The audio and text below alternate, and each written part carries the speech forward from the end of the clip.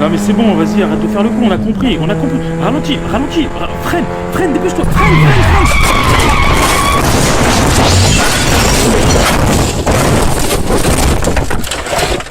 Ah putain, ah les gars, ah, t'as Didier, t'es où? Putain, les gars, Didier, il est plus dans la voiture, les gars.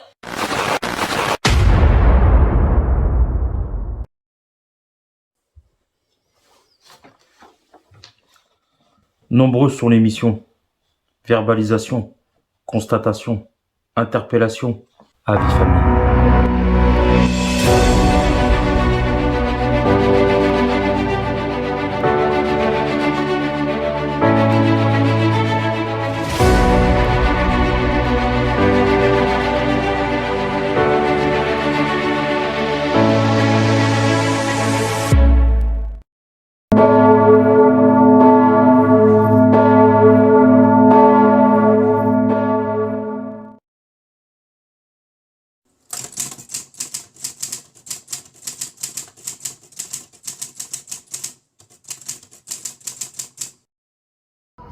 L'histoire que j'ai à raconter, elle a désormais une quinzaine d'années. À l'époque, je suis rentrée dans la police depuis peu, je suis stagiaire, c'est-à-dire en période d'essai, et on nous appelle sur un accident de la voie publique mortel. Sur place, on découvre qu'un pauvre motard, un jeune motard d'une trentaine d'années, vient d'être écrasé par un camion de gros tonnage lorsque le feu rouge est passé au vert. Qu'est-ce qui s'est passé? Eh bien, le motard s'est mal positionné malheureusement.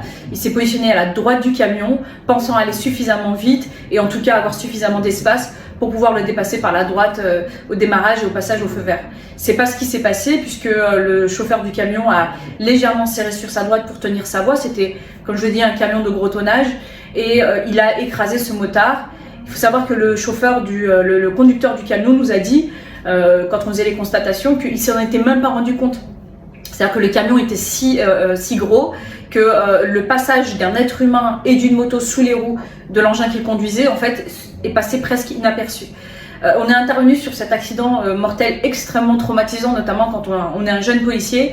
Et ça a été en fait d'autant plus traumatisant parce que on prend la mesure de l'humain en fait qui vient de perdre sa vie et de tout ce que ça engendre derrière et les conséquences sur leur environnement, la famille, les amis, les proches. Ce jeune motard qui venait de mourir à 30 ans, en quelques secondes, à cause d'un mauvais positionnement, eh bien, il était un jeune papa. Et on a dû annoncer en fait à la maman, donc à sa conjointe qui avait également une trentaine d'années, eh bien que leur bébé allait être orphelin de père. C'est extrêmement traumatisant d'intervenir sur un accident mortel de la circulation. C'est d'autant plus traumatisant quand on doit annoncer et entrer dans l'intimité des familles pour l'annoncer, en fait, annoncer la mort de la personne. Et c'est là qu'on mesure en fait que ça peut arriver à n'importe qui. Ça nous marque. Moi, 15 ans après, ça me marque encore. Et comme quoi, il faut pas grand-chose malheureusement pour perdre la vie sur la route.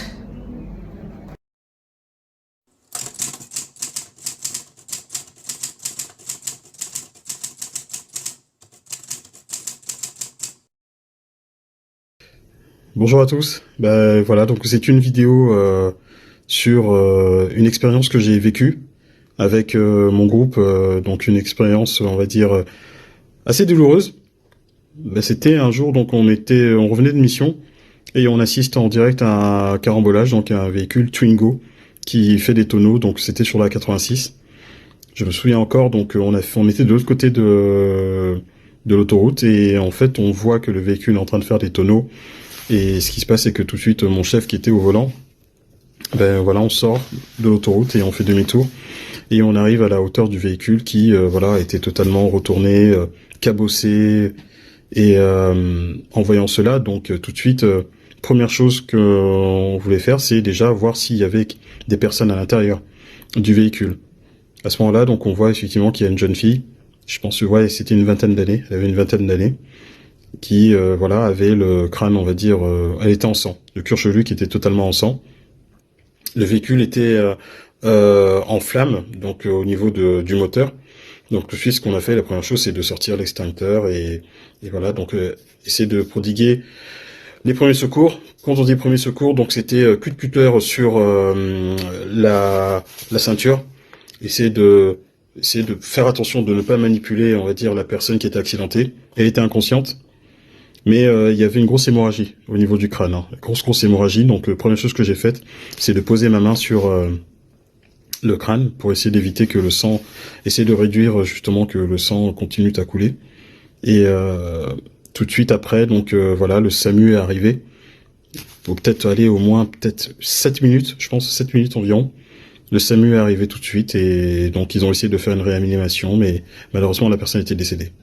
Mais tout ça pour dire que là où c'était encore le plus dur, c'était voilà, on était en charge évidemment de faire des constats sur l'accident. On devait faire ce qu'on appelle la vie famille. Il faut savoir que dans la police, la vie famille, c'est quelque chose de des fois très difficile. Quand on dit la vie famille, c'est de pouvoir annoncer voilà un décès à la famille qui s'y attend pas. Et ça, c'est quelque chose de très difficile. Et vous, il faut que vous ayez la force nécessaire de pouvoir l'annoncer. Donc voilà, comme mon chef était à l'époque au PJ, donc et c'est d'une, on va dire, l'une des prérogatives d'un OPJ, donc de pouvoir soit aviser directement la famille, ou soit faire aviser, mais en tout cas, un avis famille ne se fait pas par téléphone. Donc il faut vraiment que physiquement vous allez directement voir les personnes concernées pour annoncer cette nouvelle. Et je me souviens quand on avait réussi à trouver l'adresse, etc., on s'est présenté devant le domicile, et évidemment la maman en question, en fait, craignait quelque chose parce qu'elle avait essayé d'appeler sa fille et tout ça, et elle voyait qu'elle rentrait pas. Et donc à ce moment-là, quand elle nous a vus, donc tout de suite elle a percuté qu'il y a eu quelque chose, et quand on lui a annoncé que sa fille était morte suite à un accident de voiture, donc voilà, c'était quelque chose de très très difficile, très très difficile. Et encore une fois, je pense que quand on parle sécurité routière, c'est que faut faire très attention. C'est-à-dire que ne pas utiliser son téléphone au volant, essayer d'être très concentré sur la route, surtout la sécurité, mais surtout soyez prudent et roulez prudemment pour éviter cela.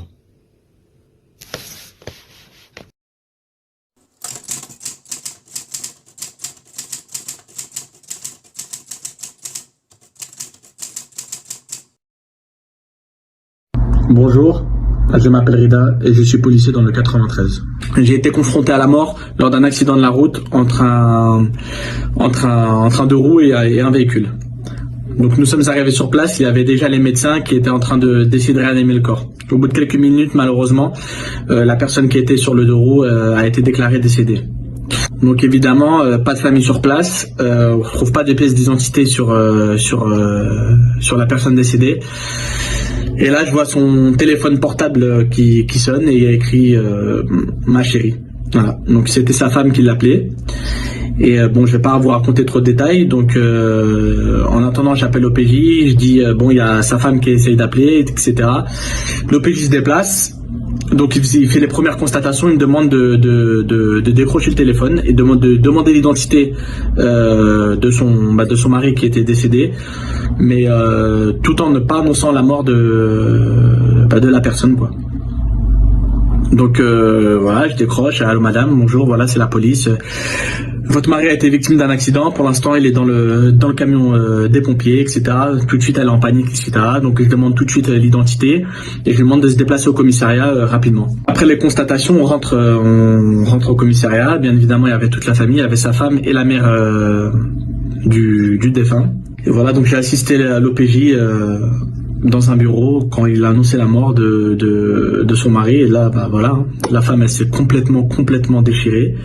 On essaie de trouver les premiers mots pour assurer la femme et l'accompagner aussi. Faut l'accompagner, on lui demande si elle a besoin de soutien psychologique. Et après, il y a tout le travail de l'OPJ derrière pour déterminer les causes de l'accident. C'était la première fois que moi j'étais confronté à la mort. C'est vrai que ça m'a fait quelque chose, mais justement devant ces personnes-là, il faut rester. On a l'obligation de rester professionnel tout en faisant preuve d'empathie. Donc c'est ça que j'ai trouvé, super difficile. Le pire de tout ça, c'est que la femme était enceinte. Donc le bébé malheureusement n'aura pas la chance de connaître son père. Et on va dire, ouais, c'est surtout ça aussi qui m'a déchiré le cœur. La chose que je retiens de cette intervention, donc c'est être confronté à la mort aussi pour la première fois en tant que stagiaire, en tant que policier. C'est assez compliqué. Il faut faire preuve d'empathie envers la famille. Et surtout, ça met même un coup pour notre vie perso et notre comportement aussi sur la route. Il faut être responsable. Voilà. Donc si je peux passer un message, faites attention sur la route, faites attention, et parce que Les accidents, généralement, les gros accidents, ça pardonne pas.